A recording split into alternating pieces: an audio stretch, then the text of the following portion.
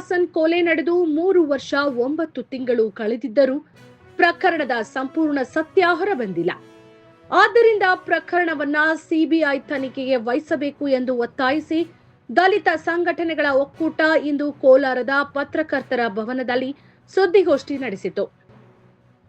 ಸುದ್ದಿಗೋಷ್ಠಿಯಲ್ಲಿ ಮಾತನಾಡಿದ ಸಮತಾ ಸೈನಿಕ ದಳದ ರಾಜ್ಯಾಧ್ಯಕ್ಷ ಎಂ ವೆಂಕಟಸ್ವಾಮಿ, ತನಿಖೆಯಲ್ಲಿ ಹಲವು ಅನುಮಾನಾಸ್ಪದ ಬೆಳವಣಿಗೆಗಳು ನಡೆದಿವೆ ಎಂದು ಆರೋಪಿಸಿದರು. ಹೈಕೋರ್ಟ್ ಸಿಬಿಐ ತನಿಖೆಗೆ ಆದೇಶ ನೀಡಿದ್ದರೂ ರಾಜ್ಯ ಸರ್ಕಾರ ಸುಪ್ರೀಂ ಕೋರ್ಟ್ಗೆ ಮೇಲ್ಮನವಿ ಸಲ್ಲಿಸಿರುವುದನ್ನು ಪ್ರಶ್ನಿಸಿದರು.